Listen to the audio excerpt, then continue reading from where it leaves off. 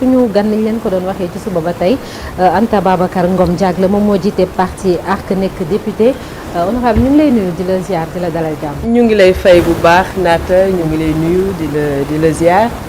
di nuyu mbokki sénégalais yëpp ñu ñuy seetaan ci réew mi ak bitim réew. di nuyu tous les militants et les responsables politiques de ARC parce que tey moom xam naa ne ils sont tous scotchés devant leur télévision di seetaan donc maa ngi leen di ziar. di jiitali tamit ci nuyu bi suñu kilifa suñu papa le président fondateur Youssou Ndour mi nga xam ne c'est une icône du Sénégal et un champion national bu ñu war a aar sàmm ko di profiter nuyoo sama frère Bouba Ndour Birane Ndour vraiment di leen nuyu tamit ci plateau bi. Thiandoum ñu ngi lay nuyu di la ziar le multidimensionnel. merci beaucoup Cheikh nuyu nañ la lu bëre di la féliciter également ci professionnalisme bi ak sérieux bi. merci beaucoup bon mention spéciale à notre frère Chérif. Chérif qui a réussi l'exploit de m'amener sur un plateau de télévision donc merci beaucoup jërëjëf Chérif nuyu ñëpp. merci beaucoup merci honorable alors Chérif li ñu war a waxtaanee dina bëri assemblée nationale fexe waaye parti bi aussi nga xam ne am na ñetti at ren jii. fan la ñuy tàmm muy alternative pour la relève citoyenne muy ARC. yaa ngi wax sànq ne réussir l'exploit de vous inviter sur un plateau justement Anta depuis 3 ans duñ la gis ci plateau télé yi lu tax. bon effectivement sama tànk lambul ci plateau télévision yi du ñàkk ko bëgg wala quelque raison que ce soit may profiter également surtout magnifier liggéey bi nga xamante ne la presse sénégalaise mu ngi koy def ci réew mi ci condition ak contexte quand même bu difficile pour préserver les droits des Sénégalais le droit à l'information le droit à la parole et préserver la démocratie depuis jamono yi nag ñoom Babacar Touré ñoom Sidi Lamine Niass donc ñu ngi ciy félicité ñëpp dafa di rek parparloo bu bëree wax ji bëri ñëpp di wax waxum politique ak coowum politique dina am ñenn ñu mel ni man ci jamono boobu dañuy déglu dañu naan tekk wan la yoon tekk wan ñu yoon ndaxte ku déglu wut munoo wax wala li ngay wax doo ko teg ci xam-xam ñetti at yi déglu nañu lu bëri sénégalais yi te ñu gëm ne loolu moo ñuy wan yoon wu ñu jëm mais du tee nag naata Chérif wax nañu ñi ngi wax je pense que sénégalais yi ñi ngi ñuy dégg dégg nañ leen moom dégg nañu bu baax dégg nañu ci assemblée nationale dégg nañu ci sur les réseaux sociaux mais surtout dégg nañu parce que ñi ngi ci terrain bi dañu wàcc dugg ci koñ yi ci gox-goxaat yi di wax ak nit ñi di leen déglu ñu ñuy tontu donc méthode de communication boobu la ñu farataloon ba lu jot yomb tey bi mu jotee maa ngi nii toog fas yéene wax ak sénégalais te dafa mel ni sax duma ko bàyyi incha allah. incha allah bi nga dégloo nag lan nga dégg parce que nee nga 3 ans toog nga lan nga dégg ci 3 ans yi. li ma gën a dégg mooy coono ak jafe-jafe askan wi mais surtout seen déception. bi nga xam ne am nañ ko ci régime en place parce que le discours a évolué entre-temps bi ñu tàmbalee déglu c'était vers les années 2023 boobu la ñuy tàmbali suñu mouvement mu amoon un sentiment d'espoir ak yaakaar boo xamante ne surtout ndawu sénégalais yi am nañu ko ci régime bi ñu am yaakaar bii ñëw bi ñu voté à 54% liggéey bi ñu waroon liggéey pour jëlee fi l'ancien régime mais depuis lors jafe-jafe coono à n'en plus finir aujourd'hui une crise au sommet de l'État la pauvreté qui s'accentue réellement au sein des populations sénégalaises donc yu mel noonu daal la ñuy déglu mais xam naa dinañu gën a xuus ci waxtaan bi 3 ans ñu ne ARC dafa nekk bébé bu nga xam ne màggam dafa gaaw ci lan nga sukkandiku ba mën a tey taxawal benn parti ba mu xaw a yaatal ci biir réew mi ba ñu bëri dégg la topp la. jërëjëf laaj bi am na solo li ci jiitu ci suñu mbébét ak li tax ñu egsi fi ñu egsi tey dañ koy delloo yàlla suñu borom mooy le premier levier mooy fi ñu ko teg sukkandiku ci di ko ci sant di ci gërëm beneen bi mooy suñu méthodologie de travail ak façon bi nga xam ne moom la ñuy defee politique ñun dugguñu ci langue politique bi pour def exactement comme ni ko ñëpp doon defee dañ ciy dugg ngir politique autrement wàcc sur le terrain jege askan wi mais surtout di leen wax dëgg ginnaaw bu ñu leen dégloo di leen wax dëgg, tenir un message lucide et un message de vérité aux Sénégalais. Mais ceci c'est normal parce que tamit si suñu ADN la man je viens du secteur privé dafa am nu ñu ma formaté ci le culte de l'excellence, le culte du travail. Loolu la ñuy delloowaat ci askan bi ci anam bu wute di ci liggéey nag depuis 3 ans avec détermination, avec engagement ànd seeg ay góor ak jigéen ñoo xamante ne gëm nañu suñu projet de société. Donc nous avons une offre politique qui est différente mais surtout qui est adaptée à ce dont les Sénégalais ont le plus besoin aujourd'hui. Je pense que bu ñu bàyyee xel di ñu bàyyeel nopp c'est parce que tey proposé nañ leen lu wute et c'est pas pour rien que nous disons qu'aujourd'hui nous incarnons cette nouvelle relève générationnelle. Parce que adduna bi wala surtout Sénégal politique kese mënu ko yor. dañu bëgg a delloowaat Sénégalais yi delloowaat askan wi ci liggéey. Et se concentrer réellement sur nos vraies priorités. Et c'est un peu les messages que nous véhiculons et qui aujourd'hui passent. C'est ça, mais déjà à la présidentielle bi nga ñëwee franchir avec brio la barre des parrainages bett nañu bari puisqu'il y a des formations politiques yu fi yàgg te defuñu ko. Ensuite il y a eu la présidentielle et le score aussi je pense que par rapport à présidentielle bi demee c'était un exploit mais comment est-ce que ngay analyser loolu yëpp? Bon, d'abord permettez-moi me féliciter, remercier tous les Sénégalais qui ont cru en nous ba permettre ñu bokk ci élection présidentielle boobu. Nekk tey la première femme bu jàll le cap des parrainages. Loolu bu mënee nekk ginnaaw yàlla Sénégalais yi ñoo ñu wóolu. Ñu dégg si nag lu nekk. Fan lañ jëlee parrainage. ku mën a façon proposition ak xalaatu ki idée boo mënti dégg rek dégg nañ ko ci Anta Babacar naka la def ba jàll parrainage et pourtant wax nañ leen ko dañu liggéey le terrain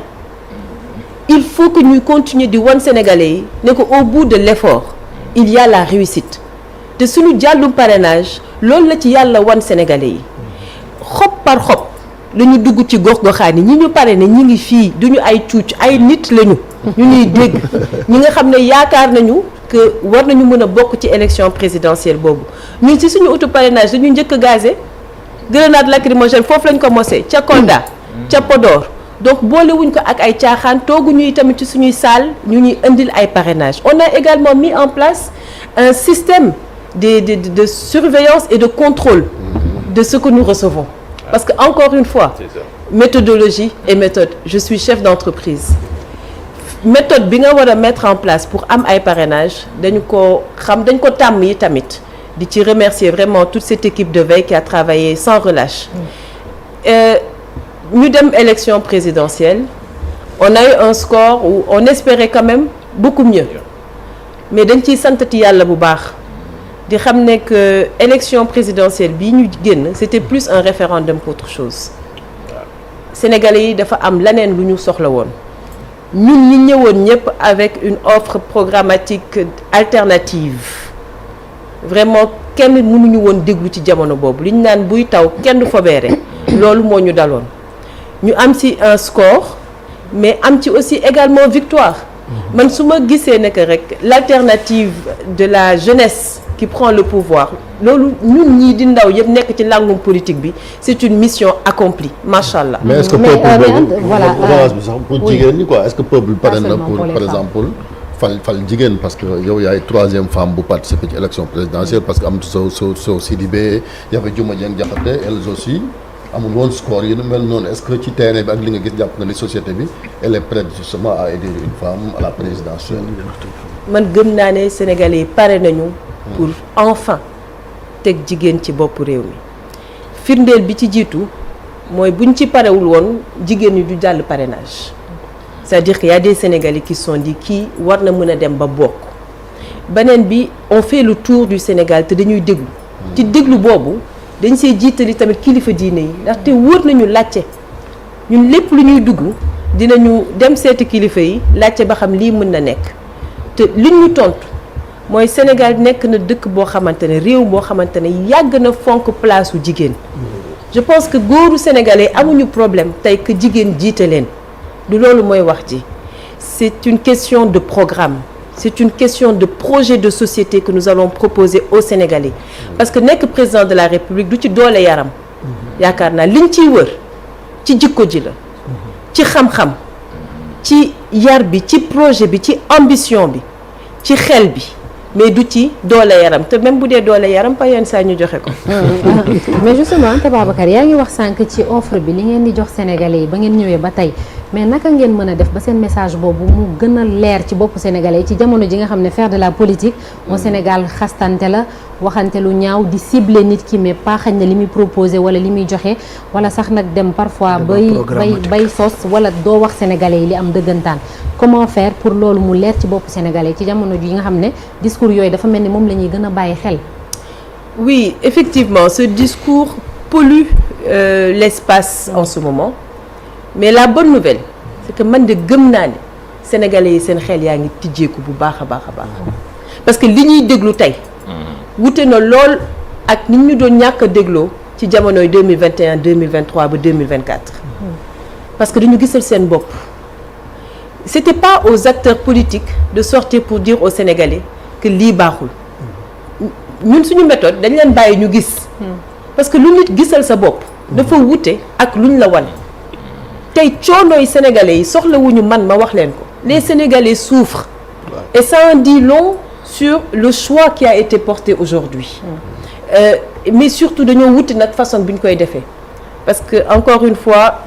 porter un message de vérité da ngay wax li nga mën xam nga VAR bi mu existé ba léegi. waaw waxkatu dëgg yi dañoo nekk ci jàmm. waaw bu dee loo wax suba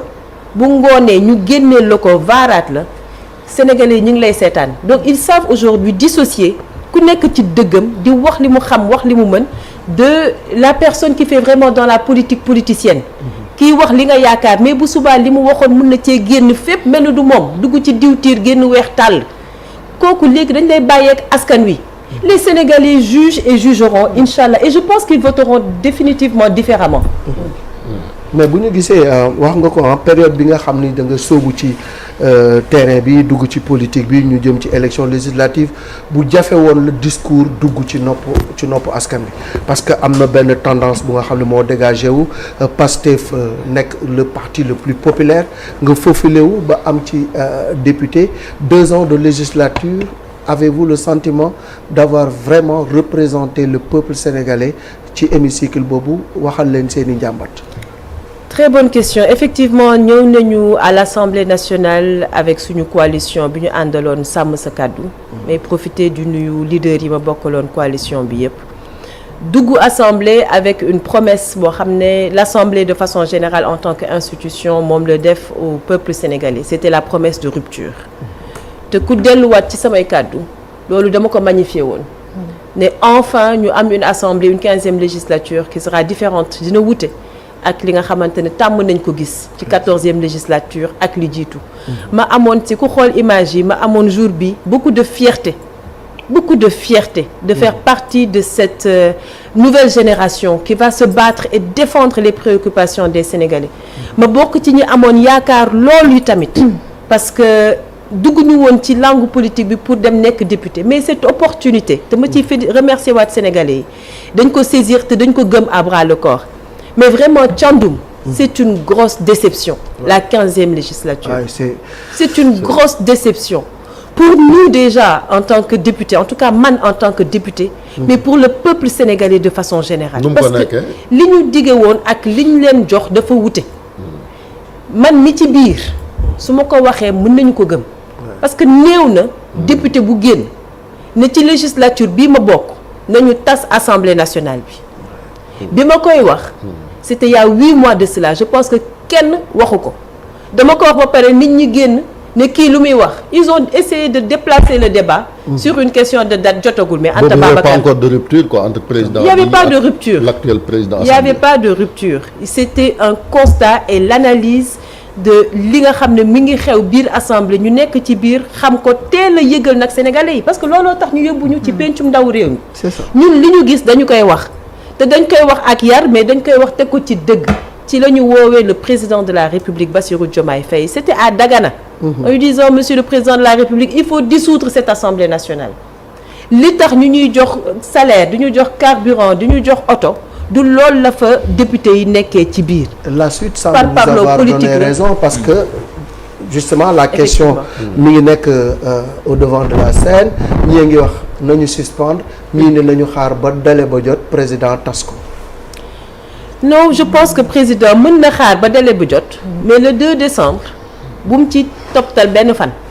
incha allah Anta, rabi. li ngay wax ni la moo waral loolu député boo xamee ni yaa ngi assemblée nationale parce que avec Sénégal avantage yi ci war yëpp ngay ñaan ñu tas assemblée parce bi que comme ñun ça. avantage yóbbuwuñu assemblée. salaire yóbbuwuñu assemblée. oto ba yóbbuwuñu fa carburant avantage yóbbuwuñu assemblée. tant que ñi ngi xëy di liggéeyal askan wi dañu ñaan yàlla législature boobu des mais bis bu ñu wàccee yoon bi sénégalais yi wóor na leen ne que man Anta Babacar dinaa génn ne leen li fi xew méngoowul ak li ngeen di def politique politicienne moo installé wu au sein de l'hémicycle. Ouais, malheureusement. wax lu ñaaw saagante ak des partis pris politiques. mais entre-temps il y a un nouveau président. bu ñëw balaa ñuy ñëw ci nouveau président boobu man li may njëkk a choqué. mooy le rappel des partis politiques l'appartenance politique au sein de l'hémicycle. damay ruus damay am gàcce. su ma taxawee dégg député. bu ne man je suis un député de tel port. mais loolu dafa daan ñaawlu loolu. non loolu dafa ñaaw. kon jógu fa. jógu fa parce que dañ koy wax ci télé bi ñëpp di ko dégg. nous sommes les députés du peuple sénégalais ku réer ba foog ne parti politique moo la far wala moom nga fa war a taxawal sénégalais yi dañ koy layoo ak yow. pour revenir nag Ousmane Sonko président assemblée nationale à la surprise générale parce qu'il était premier ministre ñu daax moins d'une semaine il est élu député. waaw ñu réintégré ko assemblée ñu nationale réintégré def ko ko. président. bokk nga ci ñi koy woowee monsieur le président quand même parce que am na ay députés de l'opposition reconnaître woon. bon sama doomu bàjjen boobu moom moo gën a xam ne moom ak ses députés et l'ensemble des députés et même l'administration de l'Assemblée nationale ñoo gën a xam ne que Ousmane Sonko n'est pas à sa place au niveau du perchoir. Ah ouais? Parce qu'il n'a jamais été député. Il n'a jamais été député. ku musta nekk député munoo nekk président de l'Assemblée nationale. mi ngi gis nga doxal. ku mel ni man ni ma nangulee El Malick Ndiaye mu nekk président de l'Assemblée nationale lu tax ñu war ko mënoon bañal Ousmane Sonko bu ko tegoon ci yoon suñu problème sama problème mooy dafa salfaañe suñuy L54 de la Constitution ak suñu règlement intérieur de l'Assemblée nationale et daf ko def consciemment retourner et revérifier ces images du 2 décembre 2023 man gis ngeen ma takk écharpe dugg ci biir installé nañ la yow. gis ngeen ne man installé nañ ma mais à quel moment vous avez vu l'installation de Ousmane Sonko au sein de l'hémicycle amul bu ñu doon demee nag ak xel ak xam-xam wàññi cuune bi tuuti bis boobu naata soxna naata Ousmane Sonko bu teyoon tuuti rek bàyyi ba ñu installé ko mu démissionner de son poste de premier ministre dugg même bu fa defee 10 minutes président de la République reconduire ko mu génnaat suspendre wala mu démissionner de son mandat de député bis buy ñëwaat ni ñu dalalaatee Amadou Ba ci biir hémicycle bi noonu lañ koy dalalaatee te su boobaa dañ ko naan monsieur le président de l'Assemblée nationale parce que nous ne menons pas de combat de personne on n'a pas des combats contre une personne spécifique mais nag du ñu nangu ko salfaane yoon def nañ nag lu ñu war def nañu lu ñu war mooy recours yi. def nañu lu ñu war te sénégalais yi xam nañu gis nañu en tout cas ñun personnellement li may daj ci am recours lu nekk nag dinaa ko ci dégg waaw. mais nag damaa nangu liggéeyal askan wi mu jaral ma ko conseil constitutionnel bu demee ba déclaré wu incompétent et encore une fois je reprécise c'est pas parce que le conseil constitutionnel s'est déclaré incompétent que ça rend notre président de l'Assemblée nationale légitime non il s'est déclaré incompétent ça veut dire que ñun mënutuñu ci dara su boobaa dañuy nangu dogalu yàlla et l'histoire retiendra qui sera le président de l'Assemblée le plus illégitime de l'histoire du Sénégal et actuellement le débat qui pollue l'actualité sax mën nañu ko wax polluer parce que c'est ces histoires de fonds politiques Assemblée nationale fonds des crédits spéciaux ku nekk di bëgg contrôler morom est-ce que jàpp leen ne que quelque part il y a deux hommes qui utilisent nos institutions pour se faire mal actuellement au détriment du peuple sénégalais effectivement am na ñaari nit ñoo xamante ne ñi ngi jëfandikoo des institutions tey ku ci nekk di jël di dóor ci sa kaw moroom te loolu laa wax keroog à l'Assemblée nationale ñaar ñu ne woon ñoom benn lañu mais man ma gënoon leen xam ne duñu benn te loolu dinañ ci ñëw ndaxte ci campagne électorale mars 2023 bi may taxaw Richard Toll nan leen Anta Babacar mooy Anta Babacar mais Sonko du Diomaye Diomaye du Sonko ba naan leen kii Sonko ba naan leen kii Bassirou dëgg la wax boobu dañ ko génne xale yi di ko TikTok di ko challenge mais tey eux-mêmes sont en train de se réinvestir autant pour wax ne que Sonko du Diomaye Diomaye du Sonko mais sur cette question parce qu'il y a deux questions en même temps mais sur cette question ñun parti politique ARC du nit ci dugg parce que ay waxu nit la ñoomi neen la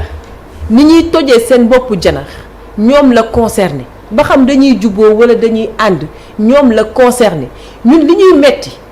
mooy bu demee bay impacter et affecter la République nos institutions te loolu mënuñu leen ko baal man loolu laa leen mere parce que nag 2029 jotagul te balaa nga naan naam ne fa fii ñu tàmbalee coow li xiiroo bi ŋaayo bi mais ils le font dans un contexte extrêmement difficile pour les Sénégalais. Absolument. Et je pense que ñàkkum yërmande mënta weesu loolu mais pour revenir ci fonds politique yi nga xamante ne c'est la preuve nette de ce que nous sommes en train de dire mooy jëfandikoo institutions yi pour xeex vous savez moi je suis pour la transparence je suis pour la bonne gouvernance te bépp proposition de loi wala projet de loi bu ñu indi assemblée man du ma xool boor bu mu jugee intéressé wu ma li ñu ñor mooy est-ce que lii am na njëriñ pour askan wi loolu moo tax bi ñuy waxu déclaration de patrimoine ma taxaw voté loi bi woo ñëpp ne nañu voté loi bi parce que nag sénégalais yi waruñu leen gën a gore buñ jëlee suñuy déem suñuy Dakar suñu alal suñu yaakaar suñu ñàkk dénk ko ay nit muy président de la République muy premier ministre président de l'Assemblée ak tous ceux qui sont aujourd'hui donateurs de ordonnateur de dépenses waruñu leen a gën a gore da ngay wax li nga am ba ngay dugg bi ngay génn da nga koy wax mais nga nanguñu fësal ko question boobu c'est réglé très rapidement venons-en maintenant aux fonds spéciaux il faut qu'on le dise fonds spéciaux la ñuy wax naka lañ koy tuddee fonds caisse noire caisse politique tout ceci ça n'existe pas loolu amul dans aucun texte juridique fonds spéciaux la ñuy wax mais les fonds spéciaux ça existe dans toutes les grandes démocraties du monde tey bu ñu demee France bii nga xamante ne par yenn saa ñu jël ko ñoom comme référence fonds spéciaux dafa exister et c'est logé au niveau de la primature. Mais c'est contrôlé mais aussi, hein. Non seulement c'est contrôlé mais pourquoi ñu loger ko au niveau de la primature mais parce que c'est le premier ministre qui définit la politique de la nation ñu jël ko teg ko foofu bu ñu demee Grande-Bretagne les fonds spéciaux existent c'est une commission spéciale qui s'appelle Intelligence Committee qui a été mise en place foofu la fonds spéciaux yi nekk fi nga xam ne foofu la ñuy jëlee alal bi ñuy dugal ci MI5 MI6 parce que foofu la nekk ñun au Sénégal qui définit la politique de la nation c'est le président de la République donc naka la ñuy joxe bopp root ci làmmiñ les 54% là te ñoom si la ñu bokkoon ils ont fait confiance à un président de la République aujourd'hui il ne s'agit pas de la personne de Bassirou Diomaye Faye il s'agit de l'institution il s'agit de donner les moyens à cette institution qui est le président de la République pour que mu mën a def liggéeyam ci ni mu waree donc fonds spéciaux dafa war a am parce que nag li mu ciy traité question yi mu ci war a faj muy tout ce qui est quand même lié au renseignement tout ce qui est lié à la sécurité lu ñu mën a wax ak lu ñu mënta wax une caisse sociale parce que nous sommes le Sénégal un pays profondément social avec nos réalités qu'il faut continuer à prendre en compte donc bu ko dindil caisse boobu je pense que du président de la République lañ ko bëgg a xañ. Est-ce que ñi ko xañ mieux contrôler l'utilisation de ces fonds? Non, le fonds doit être encadré. Le fonds doit être encadré. mais l'État du ay caaxaan am na niveau de contrôle boo xamante ne kenn mënu ko def ci biir fonds politique mais ça doit être encadré et c'est ce que nous demandons mais demander que nañ ko dindil c'est parce que ñi ngi gis nit ki te gisuñu l'institution nous nag nous sommes des législateurs et nous allons légiférer mais nous légiférons pour aujourd'hui certes mais surtout pour la postérité. mais foofu ñu ngi xaar conseil constitutionnel parce que gouvernement bi saisir na ko ñu xool sax est-ce que ça ne relève pas du domaine réglementaire mais dafa dépasser président dem na ba ci premier ministre gis nga ko. effectivement mooy sorte bi ci Ousmane Sonko def dimanche ne moom amoon na wax na ni mu utiliser 1,7 milliard yi ak oto yëm ca jënd. exactement je pense que le gouvernement a bien fait de saisir le conseil constitutionnel parce que des fois il faut savoir quand même sonner la cloche quoi mettre c'est pas di du récréation di du ay caaxaan et acte bi ñu posé ñun naw nañu ko sujet bi nag mooy ñan ñoo war a am fonds spéciaux ak ñu ko warta am man dama gëm ne am na ñoo xamante ne am nañu ko te waruñu ko am ñan la comme ñan primature premier ministre ak président de l'Assemblée nationale. Pourquoi? Parce qu'ils ne définissent pas la politique de la nation. Aussi simple que cela. Encore une fois ne réfléchissent bu ñu xalaat nit ñi fi nekk tey parce que suba ñeneen ñoo fay nekk. L'Assemblée nationale ne définit pas la politique de la nation warul am des fonds spéciaux. La primature ne définit pas la politique de la nation warul am fonds spéciaux. mais Ousmane Sonko lañ dégg ci premier ministre bu ne moom daanaka am na ancien yu ne exactement foofu détournement d'objectif moo fa am. parce que lii Ablaye Wade signé woon en 2004 ci décret boobu dafa am lu ko taxoon a jug. C'est pour la paix en Casamance. La question de la paix en Casamance elle est toujours d'actualité. Donc du ma wax nañu dindi décret boobu parce que am na fu mu doon demee dama naan nañ ko dindi parce que ce n'est plus d'actualité mais cette question est toujours d'actualité. Tey le premier ministre de l'époque bu ñëwoon ne que jël na xaalis boobu. dugal ko ci paix en Casamance dañ ko ci féliciter. dañ ko ci encourager mais nga ne jël nga ko pour rénover ay immeubles ay bâtiments. pour jëndi oto.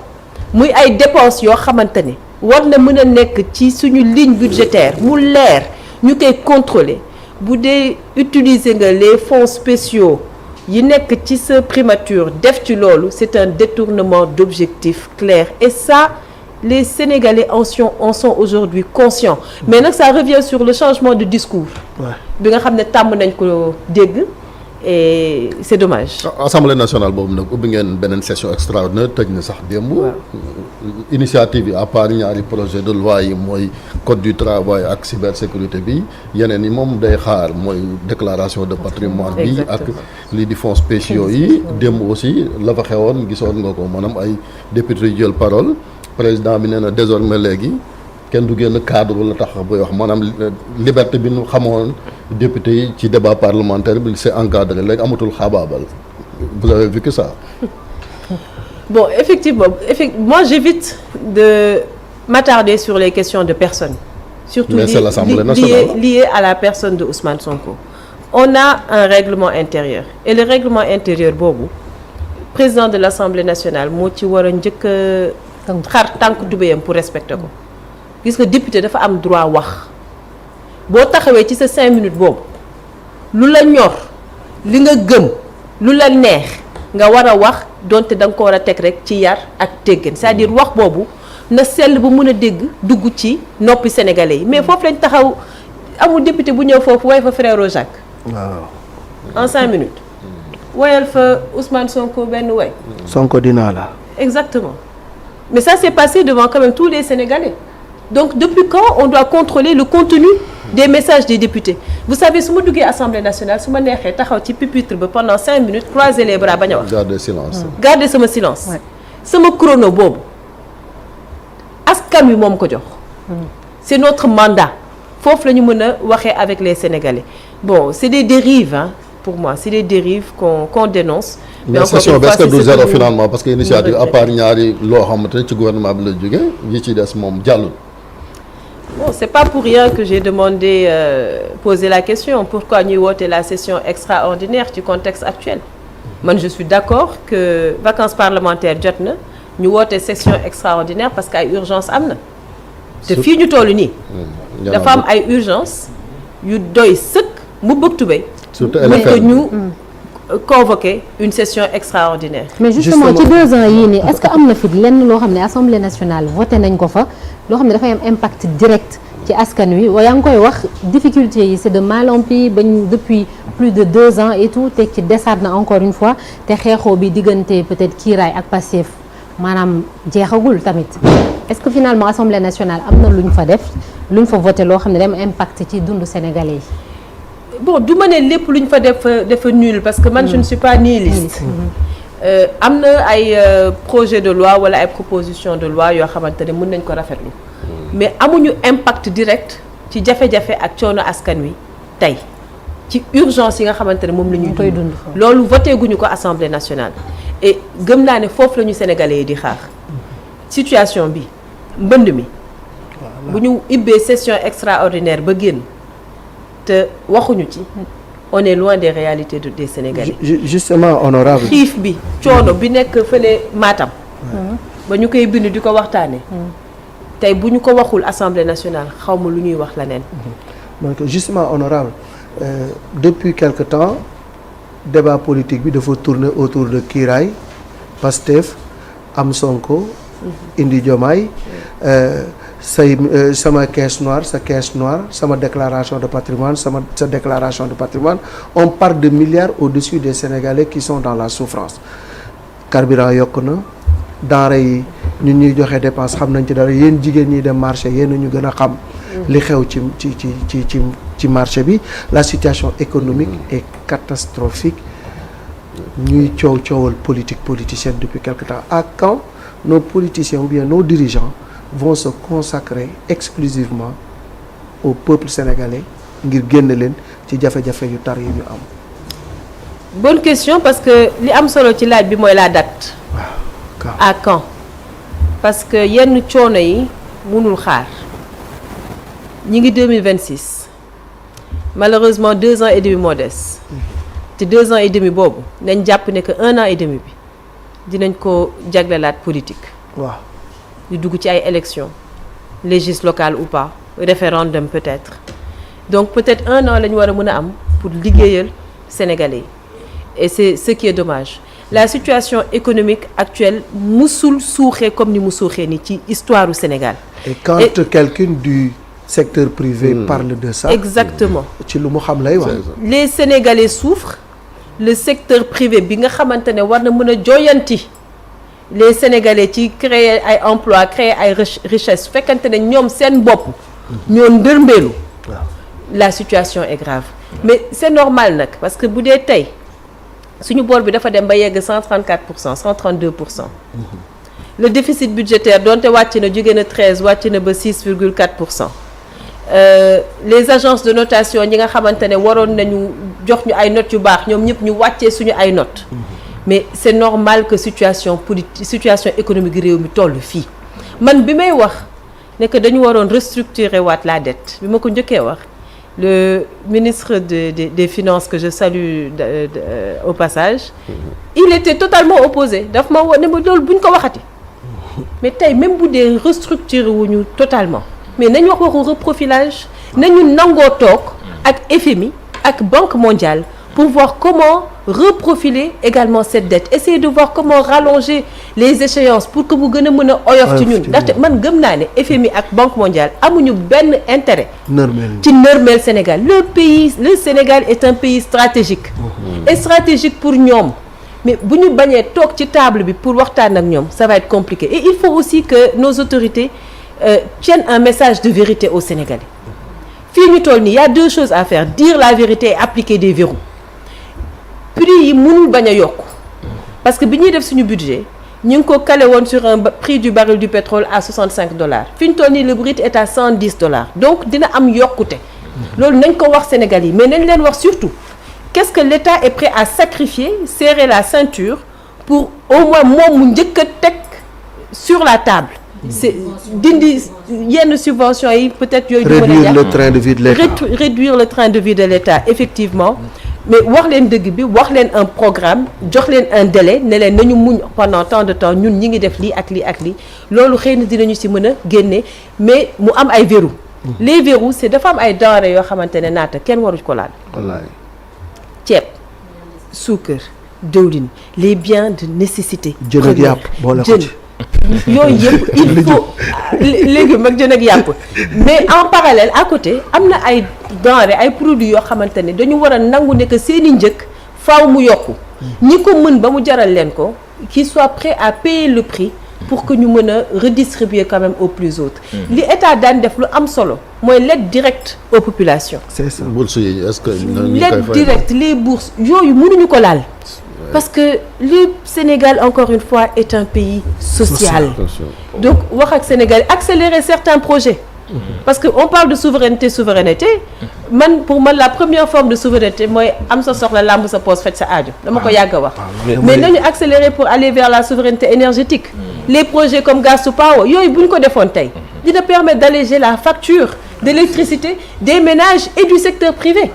loolu dafay delluwaat. encore une fois ci ménages yi donc. bëri na nañu wax ak sénégalais yi ñu utal. Anta observateurs yu bëri reprochent une certaine léthargie à l'opposition fii ci Sénégal sànq yaa ngi wax ne présidentielle bi ñu passé référendum la woon est-ce que tey jii su ngeen toogee ba ñu créer benn bipolarisation entre deux hommes ces deux hommes qui viennent de même parti est-ce que loolu moo ñu yootaat ñu dem ba élection dara obligé choisir entre Ousmane ou Diomaye. C'est le risque malheureusement et c'est pour ça qu'on appelle quand même l'opposition sénégalaise à plus de concertation il faut que ñu gën a jukk gën a xeex gën a ñeme terrain bi gën a wax ak sénégalais yi parce que affaire bi du yomb ñoom ñaar ñëpp ñu yore bipolarisation bi daf leen arrangé